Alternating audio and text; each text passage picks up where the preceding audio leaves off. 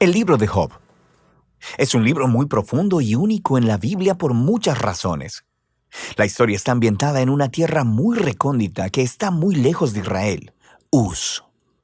El personaje principal, Job, ni siquiera es israelita, y el autor, que es anónimo, ni siquiera coloca la historia en algún momento claro de la historia antigua. Sin embargo, todo esto parece intencional. Es como si el autor no quisiera que nos distrajéramos con preguntas históricas, sino más bien que nos concentremos en la historia de Job y en las preguntas que nacen de su experiencia de sufrimiento. El libro de Job tiene un diseño literario muy claro. Abre y cierra con un breve prólogo narrativo y luego un epílogo. Y la parte central del libro es densa poesía hebrea, que representa conversaciones entre Job y 4 compañeros de diálogo, llamados los amigos.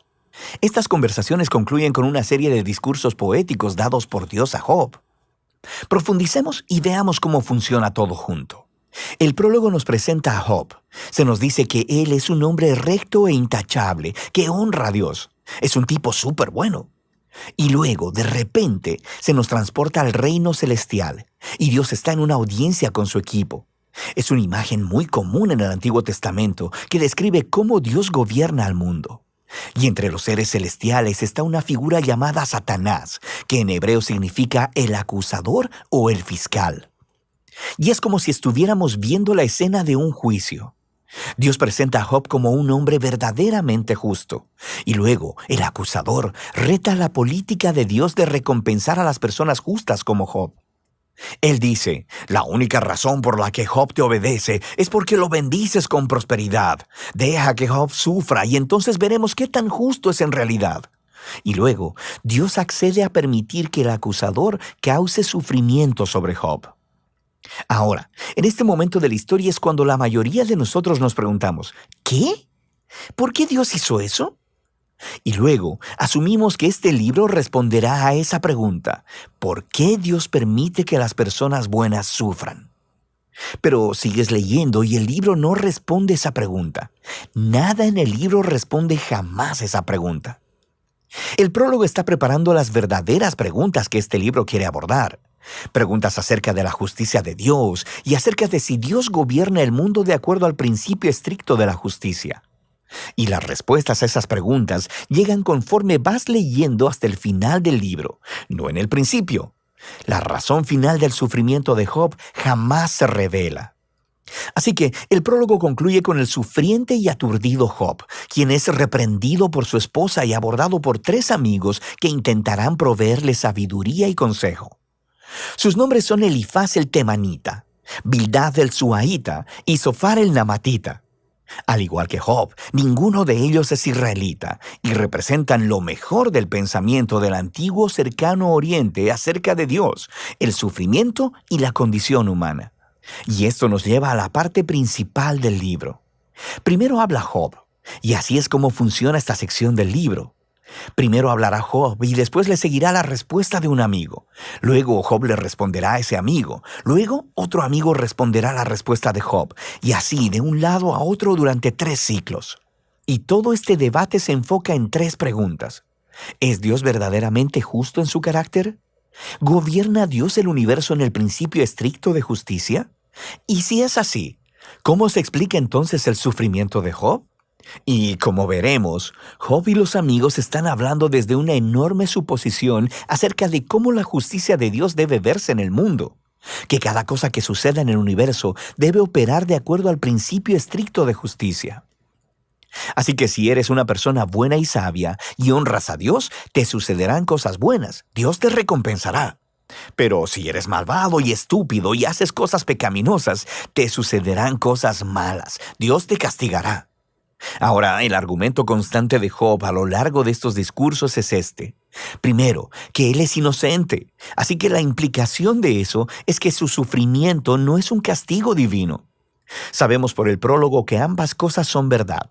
Recuerda, Dios mismo dijo que Job era recto e intachable, así que Job concluye su argumento acusando a Dios. O Dios no gobierna el mundo de acuerdo a la justicia, o aún peor, simplemente Dios es injusto. Los amigos, por otro lado, están en desacuerdo. Su argumento es que Dios es justo. La implicación es que Dios siempre gobierna el mundo de acuerdo a la justicia de esta manera, así que concluyen acusando no a Dios, sino a Job. Job tuvo que haber hecho algo muy, pero muy malo para que Dios lo castigue de esta manera. Ellos incluso empiezan a inventar posibles pecados que Job debió cometer. Job protesta a todo esto. De hecho, se molesta tanto con los amigos que eventualmente se harta de ellos. Lleva su caso directamente a Dios. Ahora, algo que hay que tener en cuenta es que Job está en una montaña rusa emocional en estos poemas. Él pensaba que Dios era justo, pero ahora no puede reconciliar esto con su sufrimiento. Así que en algunos arranques, él acusará a Dios de ser un bravucón. En una ocasión incluso declara que Dios ha orquestado toda la injusticia en el mundo. Pero al momento en que pronuncia ese pensamiento, se aterroriza de éste, porque él quiere tener esperanza y creer que Dios es verdaderamente justo. En esta sección, Job está fuera de control. Así que hace una última declaración de su inocencia y luego demanda que Dios se aparezca personalmente para explicarse. Es en este punto que se aparece un amigo sorpresa, Eliú el Busita. Él no es israelita, pero sí tiene nombre hebreo. Y Eliú tiene las mismas suposiciones que Job y sus amigos. Él alega que Dios es justo y que eso implica que Dios siempre opera el universo de acuerdo a la justicia. Pero luego Eliú llega a una más sofisticada conclusión de por qué las personas buenas sufren. Podría no ser un castigo por el pecado en el pasado. Dios podría estar infligiendo sufrimiento como una advertencia para ayudar a las personas a evitar el pecado en el futuro. O Dios podría usar el dolor y el sufrimiento para forjar carácter o para enseñarles lecciones valiosas a las personas. Eliú no pretende saber por qué Job está sufriendo, pero él está seguro de algo. Job está equivocado al acusar a Dios de ser injusto. Job ni siquiera le responde a Eliú, y el diálogo termina. Es como si la sabiduría de los antiguos se hubiera agotado y el misterio permaneciera. Y luego, de repente, Dios se aparece en un torbellino y le responde a Job personalmente. Primero responde a la acusación de Job de que es injusto e incompetente para gobernar el universo. Así que Dios lleva a Job en un tour virtual del universo y le empieza a hacer todas estas preguntas acerca del orden y el origen del cosmos. ¿Estaba Job ahí cuando Dios diseñó la tierra u organizó las constelaciones? ¿Job ha ordenado alguna vez la salida del sol o controlado el clima? Dios tiene sus ojos en todos estos detalles cósmicos que Job ni siquiera ha concebido.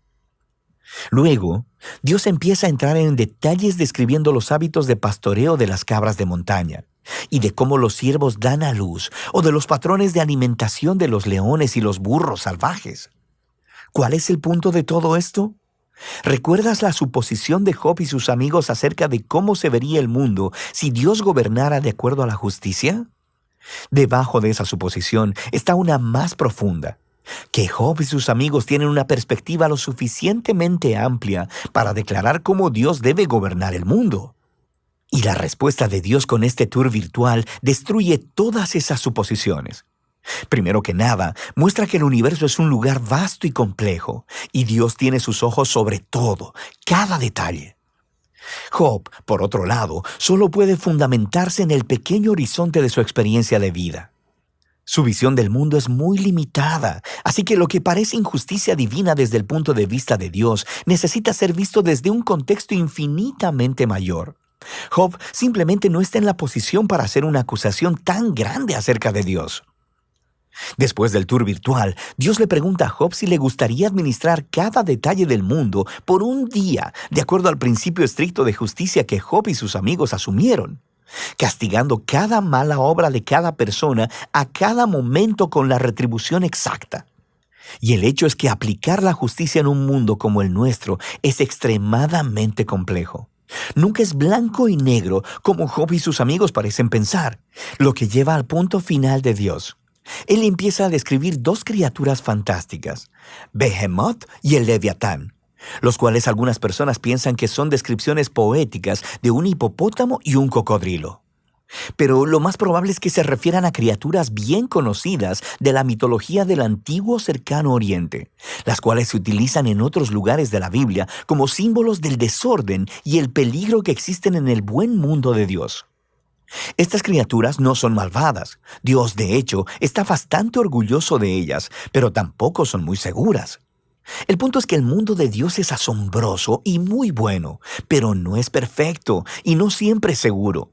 El mundo de Dios tiene orden y belleza, pero también es salvaje y a veces peligroso, como estas dos criaturas fantásticas.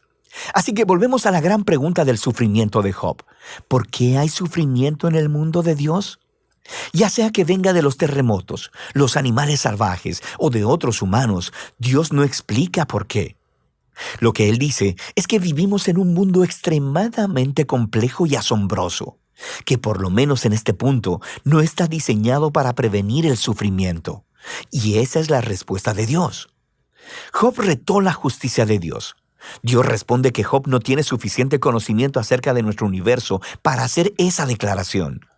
Job demandó una explicación completa de Dios, y lo que Dios le pidió a Job es confiar en su sabiduría y su carácter.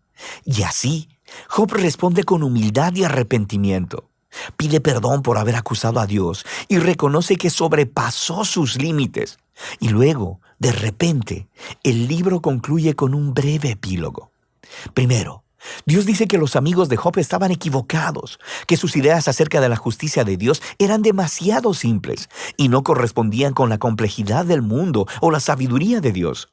Y luego, Dios dice que Job ha hablado correctamente acerca de él. Ahora, esto es sorprendente, porque no puede aplicar a todo lo que Job dijo. Quiero decir, sabemos que Job llegó a conclusiones precipitadas y equivocadas, pero Dios incluso así aprueba su lucha.